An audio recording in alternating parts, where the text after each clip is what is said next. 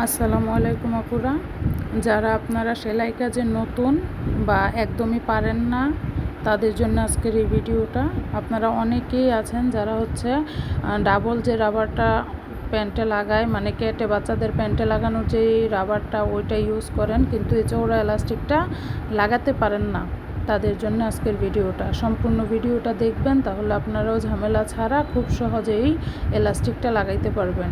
চওড়া এলাস্টিকের জন্য 46 বডির জন্য আমি এখানে 14 ইঞ্চি রাবার নিয়েছি। 14 ইঞ্চি রাবার হচ্ছে আপনার ডাবল লেয়ারে।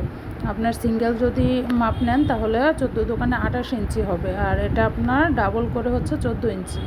রাবারটা নিয়ে আমি রাবারের দুইটা মাথা সমানভাবে সেলাই করে নিচ্ছি।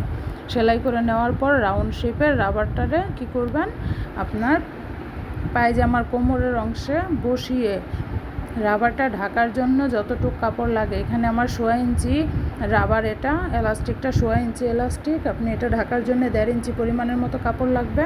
ওই কাপড়টা কোমরে ভাঁজ দিয়ে, একটা চিকন ভাঁজ দিয়ে, তারপরে আমরা মুহুরি বা মুড়ি যেভাবে সেলাই করি সাইড থেকে, ওরকমভাবে ঠিক আপনি চিকন একটা ভাঁজ দিয়ে তারপরে রাবারটা ঢেকে কাপড়টা দিয়ে সেলাই করবেন। তো সেলাই করার সময় অবশ্যই আপনার খেয়াল রাখতে হবে এলাস্টিকের গায়ে যেন সেলাই না পড়ে। একদম আপনার কাপড়ের গা ঘেঁষে এলাস্টিকের পাশ ঘেঁষে সেলাইটা দিবেন, যেন কোনোভাবেই এলাস্টিকের গায়ে সেলাইটা না পড়ে। কিছুক্ষণ সেলানোর পর যখন আপনার এলাস্টিকটা ছোট হয়ে আসবে, তখন কাপড়টা টেনে টেনে জমিয়ে তারপর এলাস্টিকটা বড় করে নেবেন। ওইরকমভাবে আপনি পুরোটা কোমর ঘুরিয়ে ঘুরিয়ে সেলাই করবেন। যখনই আপনার মনে হচ্ছে এলাস্টিক কম হচ্ছে, তখন আপনি পিছনে যতটুকু কোমরে সেলাই গেছে, কাপড়টা যতটুকু সেলাই করছেন, জাস্ট কাপড়টা টেনে জমায়ে রাবারটারে এলাস্টিকটারে টান দিয়ে বড় করে নেবেন। এইভাবে ঘুরিয়ে ঘুরিয়ে আপনি সম্পূর্ণ এলাস্টিকটা সেলাই করে নেবেন। এই যে দেখেন, আমি এভাবে টেনে টেনে জমিয়ে নিচ্ছি। আর আপনার অবশ্যই এটা ভালোভাবে খেয়াল রাখতে হবে এলাস্টিকের গায়ে যেন কোনোভাবেই এলাস্টিকের গায়ে যদি সেলাইটা পড়ে, তখন আপনি এলাস্টিকটাকে মুভ করতে পারবেন না। কাপড়ের সাথে অ্যাটাচড হয়ে গেলে ওইটাকে আপনি টেনে সরাইতে পারবেন না তখন। এই জন্য এলাস্টিকের গায়ে সেলাই দেওয়া যাবে না। এলাস্টিকের পাশ ঘেঁষা কাপড়ের সাথে কাপড়ের মুহুরিটা জোড়া দিয়ে দিতে হবে, জয়েন্ট দিতে হবে। তারপর আপনার এলাস্টিকের ভিতর দিয়ে প্যান্টটাকে আমি ঘুরিয়ে নিব। ঘুরিয়ে নেওয়ার পর বাকি যতটুকু কোমর বাকি আছে সেটা আপনার ঘুরিয়ে ঘুরিয়ে সেলাই করে নেব। অবশ্যই আপনার ভাঁজটা সমান রাখতে হবে, এটা মাথায় রাখবেন, অবশ্যই খেয়াল রাখবেন। আর কাজে মনোযোগ দিয়ে কাজ করবেন, যেন আপনার এই যে প্যান্টের যে ভাঁজটা দিতেছেন, কাপড়ের ভাঁজটা, সেটা যেন কোনো জায়গায় চিকন বা মোটা হয়ে না যায়, কোনো জায়গায় কম বা বেশি না হয়। পুরো কোমরের জন্য আপনার সেম পরিমাণ কাপড় নিয়ে সেম ভাঁজ রেখে সেলাই করতে হবে, যেন ছোট বড় বা চিকন মোটা না হয়, এটা খেয়াল রাখতে হবে।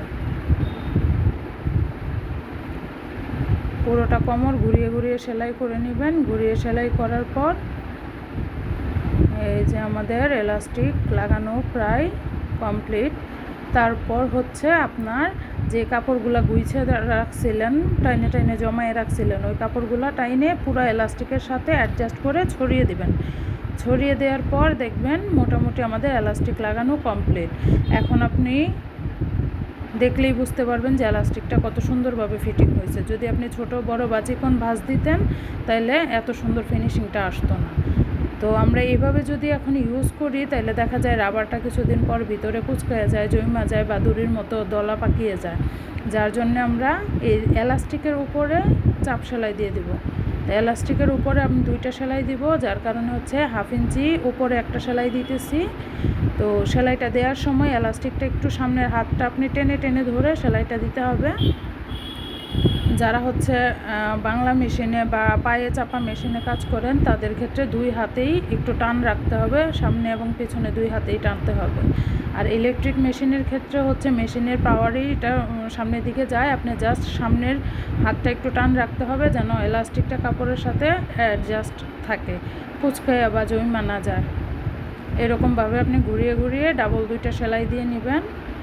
এই 2টা সেলাই দিলে রাবারের ফিনিশিং খুবই সুন্দর আসে, এলাস্টিকটা খুব সুন্দরভাবে বসে, আর আপনি দীর্ঘদিন ইউজ করলেও এলাস্টিকটা কুঁচকে বা মুচড়ে যায় না, দড়ির মতো জমাট বাঁধবে না। আর এটা দিলে খুবই সুন্দর একটা ফিনিশিং আসে, আপনারা নিজেই দেখতে পারবেন, বুঝতে পারবেন। যখন আপনি লাগাইতে পারবেন আপনার কাছে, তখন এটা ঝামেলা মনে হবে না।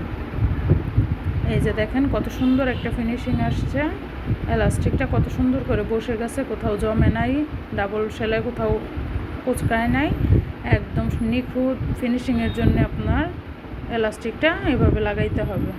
আর প্র্যাকটিসের কোনো বিকল্প নাই আপুরা, যতবার প্র্যাকটিস করবেন তত ভালো রেজাল্ট। আশা করি সবাই বুঝতে পারছেন আমার ভিডিওটা।